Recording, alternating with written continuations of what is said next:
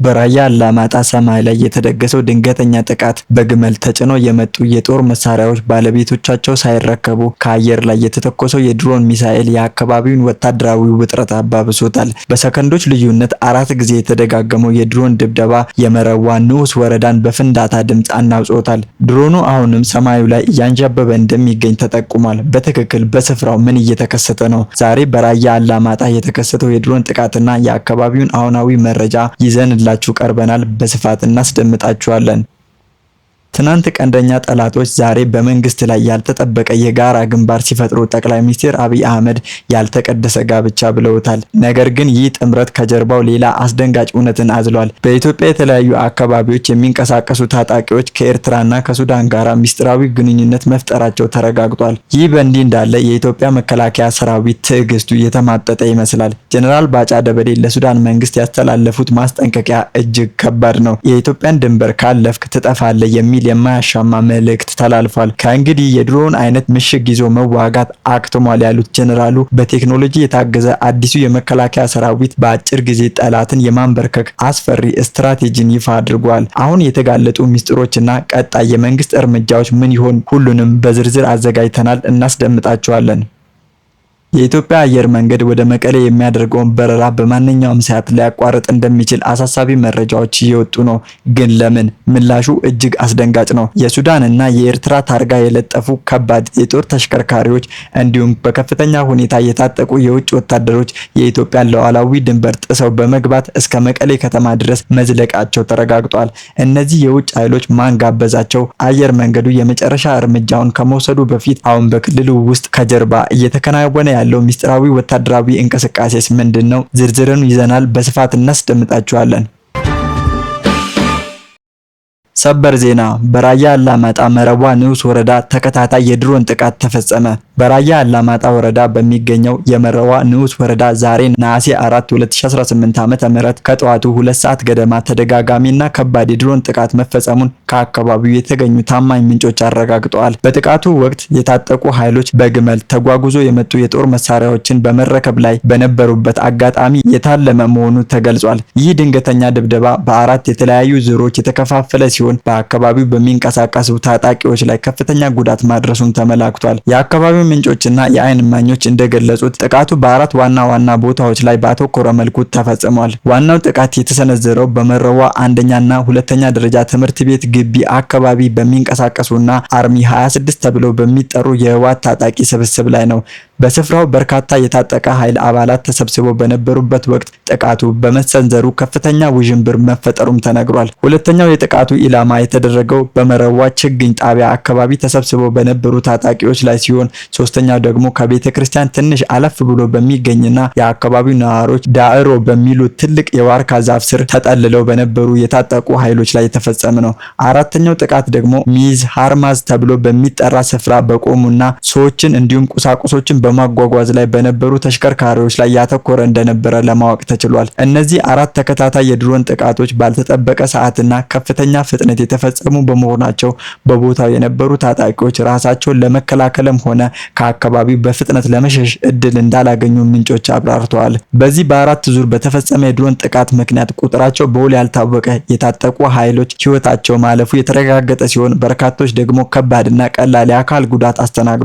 ጥቃቱን ተከትሎ በአካባቢው ጥብቅ የጸጥታ ውጥረት የነገሰ ሲሆን በጽኑ የተጎዱ ወገኖችን ሕይወት ለማትረፍ አፋጣኝ የሕክምና እርዳታና ማጓጓዝ ስራዎች ሲከናወኑ ውለዋል። እንደ ምንጮች ገለጻ በጥቃቱ የተጎዱ አባላት ለአስቸኳይ ሕክምና ወደ አላማጣ ከተማ እየተወሰዱ ይገኛሉ። ከነዚህም በተጨማሪ በመረዋ አካባቢ ባለው የቤተክርስቲያን ዋሻ ውስጥ አስቀድሞ ተዘጋጅቶ በነበረ ጊዜያዊ የሕክምና መስጫ ስፍራ የመጀመሪያ ደረጃ እርዳታና ሕክምና ሲደረግላቸው እንደነበረም ተጠቁሟል። ይህ አካባቢ አስቀድሞ ለወታደራዊ እንቅስቃሴዎችና ለጊዜያዊ ሕክምና መስጫነት ያገለግል እንደነበረ አመላካች መሆኑ ተገልጿል። የድሮን ጥቃቱ ከተፈጸመ በኋላም ቢሆን የሰው አልባ አውሮፕላኑ በአካባቢው አየር ላይ የሚያደርገው የአየር ላይ ቅኝትና አሰሳን አላቋረጠም። ድሮኑ በመረዋ ንዑስ ወረዳና አካባቢው ሰማይ ላይ እያንዣበበ ተጨማሪ ወታደራዊ እንቅስቃሴዎችን ሲከታተል መዋሉን የአካባቢው ነዋሪዎች አረጋግጠዋል። ይህ የበረራ አሰሳ በህብረተሰቡ ዘንድ ከፍተኛ ስጋትን ያሳደረ ሲሆን ነዋሪዎቹም በጥንቃቄ ውስጥ ሆነው ሁኔታዎችን በመከታተል ላይ ይገኛሉ። በኢትዮጵያ ያልተቀደሰ የተባለው የታጣቂዎች ጥምረትና የውጭ ኃይሎች ተሳትፎ። በኢትዮጵያ የተለያዩ አካባቢዎች የሚንቀሳቀሱ የታጠቁ ኃይሎች በተናጠል መንግስትን ማሸነፍ እንደማይችሉ ሲገነዘቡ የፈጠሩትን አዲስ ጥምረት በተመለከተ ጠቅላይ ሚኒስትር አብይ አህመድ ሰፋ ያለ ማብራሪያን ሰጥተዋል። ከዚሁ ጋር በተያያዘ የኢትዮጵያ መከላከያ ሰራዊት ከፍተኛ መኮንን የሆኑት ጀነራል ባጫ ደበሌ አጎራባች ሀገራት በኢትዮጵያ የውስጥ ጉዳይ ላይ ጣልቃ ለመግባት የሚያደርጉትን ሙከራ አስመልክቶ እጅግ ጥብቅ የሆነ ማስጠንቀቂያን አስተላልፈዋል። የሁለቱ ከፍተኛ የመንግስት አመራሮች መልእክት በዋናነት የሚያተኩረው የሀገሪቱን ሉዓላዊነት በመጠበቅና ጸረ ሰላም ያላቸውን ኃይሎች እኩይ ሴራን በማጋለጥ ላይ ነው። ጠቅላይ ሚኒስትር አብይ አህመድ ከፋና ብሮድካስቲንግ ኮርፖሬት ጋራ በኦሮምኛ ቋንቋ ባደረጉት ልዩ ቆይታ እንደገለጹት በአማራና በኦሮሚያ እንዲሁም በትግራይ ክልሎች ውስጥ ትጥቅ አንስተው የሚንቀሳቀሱ ኃይሎች የገጠማቸውን ከባድ ሽንፈት ተከትሎ ያልተቀደሰ ጋብቻ ፈጥረዋል ብለዋል። ጠቅላይ ሚኒስትሩ አክለውም እነዚህ ኃይሎች በቅርብ ጊዜ ውስጥ እርስ በእርሳቸው ሲዋጉና ሲገዳደሉ የነበሩ ቢሆንም አሁን ላይ ግን በመዳከማቸውና ከፍተኛ የሆነ ተስፋ መቁረጥ ስሜት ውስጥ በመግባታቸው አንድ ላይ ለመሰለፍ ተገደዋል ብለዋል። ይህ የጥፋት ጥምረት በራሱ የቆመ ሳይሆን እንደ ግብጽ፣ ኤርትራና ሱዳን ካሉ የውጭ አካላት የገንዘብ የሎጂስቲክስና የሞራል እርዳታ ለማግኘት በከፍተኛ ደረጃ እየተንቀሳቀሱ መሆኑንም አስታውቀዋል። በጫካ ውስጥ የሚገኘው የሸኔ ቡድንም ምንም አይነት ግልጽ የሆነ የፖለቲካ ዓላማ የሌለው መሆኑን የተናገሩት ጠቅላይ ሚኒስትሩ ቡድኑ ሙሉ በሙሉ ለውጭ አካላት ጥቅም የሚሰራ የቅጥር ነፍሰ ገዳይ መሆኑን ህዝቡ ሊገነዘብ ይገባል ብለዋል። በንግግራቸው ውስጥም ሌላው አስገራሚ ጉዳይ ደግሞ የፖለቲካ ምህዳሩን ለማስፋት በማሰብ መንግስት ከእስር የለቀቃቸው አንዳንድ ግለሰቦች ውለታ በመርሳት ቀደም ሲል አስሮ ሲያሰቃያቸው ወደ ነበረው ቡድን ተመልሰው ጥምረት መፍጠራቸው ነው። በአገሪቱ ውስጥ ለሚታዩ ግጭቶች ዋነኛ መንስኤው ቀደም ሲል ኢትዮጵያን በብቸኝነት ይመራ የነበረው ቡድን ያጣውን ስልጣን በማንኛውም ዋጋ በኃይል ለመመለስ ማሰቡ መሆኑን ዶክተር አብይ አብራርተዋል። ይህ ቡድን የሀገሪቱን ሰላም በማናጋት የስልጣን ጥሙን ለማርካት ሌት ተቀን እየሰራ ይገኛል ብለዋል። ይሁን እንጂ መንግስትና የኢትዮጵያ ህዝብ እውነትን ይዘው ስለቆሙ እንዲሁም የሀገሪቱን ሰላምና ብልጽግና ለማረጋገጥ እየሰሩ በመሆናቸው በስተመጨረሻ አሸናፊነት የነርሱ እንደሚሆን በሙሉ ራስ መተማመን ተናግረዋል። ከዚሁ የጸጥታ ጉዳይ ጋራ በተያያዘ በኢትዮጵያ መከላከያ ሰራዊት ከፍተኛ መኮንን የሆኑት ጀነራል ባጫ ደበሌ የውጭ ኃይሎች በኢትዮጵያ ላይ ለሚያደርጉት ትንኮሳ የማይበገር ምላሽ እንደሚሰጥ አስታውቀዋል። በተለይም ሱዳንን በተመለከተ ጀነራሉ ሲናገሩ የሱዳን መንግስት በአሁኑ ሰዓት በራሱ የውስጥ ጦርነትና እጅግ ውስብስብ በሆነ የፖለቲካ ቀውስ ውስጥ እንደሚገኝ አስታውቀዋል። ሆኖም የሱዳን መንግስት የራሱን የውስጥ ጦርነትና ደም መፋሰስ ሳይፈታ ወደ ኢትዮጵያ ድንበር ለማለፍና ጦርነት ለመክፈት የሚያስብ ከሆነ እድሜው እጅግ አጭር እንደሚሆንና ሙሉ በሙሉ ሊጠፋ እንደሚችል በማያሻማ ሁኔታ ማስጠንቀቂያን ሰጥተዋል። በመጨረሻም ጀነራል ባጫ ደበሌ የኢትዮጵያ መከላከያ ሰራዊት አሁን ያለበትን የውጊያ ስትራቴጂ በተመለከተ ለህዝብ ገለጻን አድርገዋል። የኢትዮጵያ መንግስትና መከላከያ ሰራዊት ማንኛውንም አይነት ጦርነት እንደ በፊቱ ለማንዛዛትና ጊዜ ለመፍጀት ምንም አይነት ፍላጎት የላቸውም ብለዋል። ከዚህ ቀደም ይደረግ እንደነበረው ምሽግ ይዞ መዋጋት፣ ደጀን መያዝና እረፍት እያደረጉ እንደገና ጦር ማደራጀት የሚደረግ የተራዘመ ውጊያ ከእንግዲህ አይኖርም ብለዋል። ከዚህ ይልቅ የኢትዮጵያ መንግስት ያለውን ሙሉ አቅምና ዘመናዊ ኃይል በመጠቀም የጀመረውን ማንኛውንም ወታደራዊ ግዳጅ በአጭር ጊዜ ውስጥ በድል አጠናቆ ለመቋጨት ቁርጠኛ ነው ብለዋል። ይህንን ለማሳካት ውጊያው ሙሉ በሙሉ በዘመናዊ ቴክኖሎጂ የታገዘ መሆኑንና ጠላትን በአጭር ጊዜ ውስጥ መደምሰስ የሚያስችል ቁመና ላይ መገኘታቸውን ጀነራሉ በኩራት አረጋግጠዋል። ወደ ትግራይ ክልል የሚደረጉ የአየር በረራዎች በጸጥታ ስጋት ምክንያት ሊቋረጡ እንደሚችሉ ተገለጸ። የኢትዮጵያ አየር መንገድ ወደ ትግራይ ክልል በተለይም ወደ መቀሌ ከተማ የሚያደርገውን መደበኛ የትራንስፖርት በረራዎች በቅርብ ጊዜ ውስጥ ሙሉ በሙሉ ሊያቋርጥ እንደሚችል የተለያዩ የመረጃ ምንጮች እያመለከቱ ይገኛሉ። ይህ እጅግ አሳሳቢ የሆነ ዜና ሊሰማ የቻለው በክልሉ ውስጥ መታየት የጀመረው አዲስ የጸጥታ መደፍረስና ወታደራዊ እንቅስቃሴን ተከትሎ ነው። ከፕሪቶሪያው የሰላም ስምምነት መፈረም በኋላ ዳግም ተጀምሮ የነበረው ይህ የበረራ አገልግሎት ለክልሉ ማህበረሰብ ማህበራዊና ኢኮኖሚያዊ ትስስር እንዲሁም ለሰብአዊ እርዳታ አቅርቦት እጅግ ከፍተኛ አስተዋጽኦ ሲያበረክት የቆየ ነበር። ይሁን እንጂ አሁን የተፈጠረውን ያልተጠበቀ የደህንነት ስጋት የብዙዎችን የዕለት ተዕለት እንቅስቃሴና የንግድ ልውውጥ በከፍተኛ አደጋ ላይ ጥሎታል።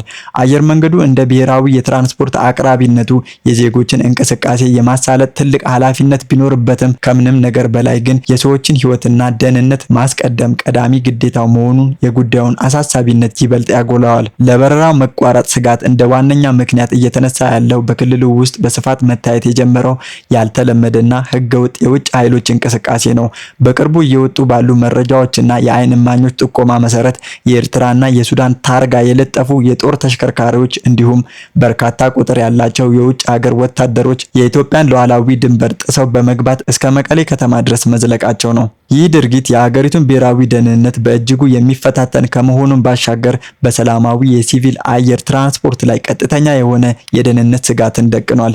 የውጭ ወታደራዊ ኃይሎች በከፍተኛ ትጥቅ ታጅበው በክልሉ ውስጥ መንቀሳቀሳቸው አካባቢውን ዳግም ወደ አለመረጋጋትና አዲስ ወታደራዊ ውጥረት እንዳያስገባው ከፍተኛ ፍርሃትና ስጋትን ፈጥሯል። እስካሁን ባለው ተጨባጭ ሁኔታ የኢትዮጵያ አየር መንገድ ማኔጅመንት የበረራ መቋረጡን በተመለከተ በይፋ ያወጣው ማረጋገጫ ወይንም የመጨረሻ ውሳኔ ያረፈበት መግለጫ የለም። ይሁን እንጂ የትራንስፖርትና አቪዬሽን ባለሙያዎች እንደሚያስረዱት አየር መንገዱ በማንኛውም አስቸጋሪ ጊዜ ተሳፋሪዎችን፣ የበረራ ሰራተኞችንና አውሮፕላኖችን ደህንነት ለመጠበቅ ሲል አፋጣኝ የእገዳ እርምጃዎችን የመውሰድ ዓለም አቀፋዊ መብትና ግዴታ አለበት። ጦር መሳሪያ የታጠቁ ኃይሎችና የጦር ተሽከርካሪዎች በአውሮፕላን ማረፊያዎች አቅራቢያ ወይንም ከተሞች ውስጥ በስፋት በሚታዩበት ሁኔታ ጥብቅ የሆኑ የሲቪል አቪዬሽን ደህንነት ህጎች በረራዎችን ማቋረጥ እንደ አስገዳጅ የጥንቃቄ እርምጃ ይወስዱታል። ስለዚህም አየር መንገዱ ሁኔታዎችን በከፍተኛ ትኩረትና ቅርበት እየገመገመ እንደሚገኝና የደህንነት ስጋቱ ከፍ ካለ ያለምንም ተጨማሪ ቅድመ ማስጠንቀቂያ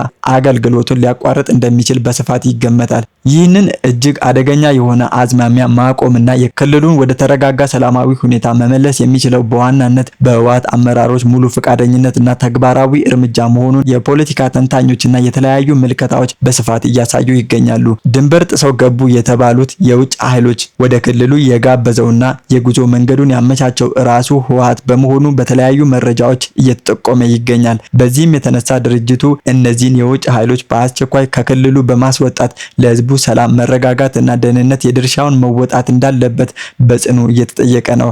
የትግራይ ህዝብ ካለፈው አውዳሚና አሰቃቂ ጦርነት ገና ሙሉ በሙሉ ሳያገግም አሁንም በተለያዩ አቅጣጫዎች የሚታዩ አዳዲስ የጦርነትና የጥፋት ዝግጅቶች እጅግ አሳዛኝና ፈጽሞ ተቀባይነት የሌላቸው ተግባራት ናቸው። በመሆኑም ማንኛውም አይነት የፖለቲካ አለመግባባቶችና ልዩነቶች አካባቢውን ዳግም ወደ ለየለት ጦርነት ከማስገባታቸው በፊት ሁሉም የሚመለከታቸው አካላት ልዩነቶቻቸውን ወደ ጎን ትተው በሚደረግ እውነተኛና ግልጽ ገንቢ ውይይት የጦርነት ዝግጅቶችን ወደ ዘላቂ ሰላም ሊቀይሩት ይገባል የሚለው የብዙዎች ጩኸትና የሰላም ጥሪ ሆኗል።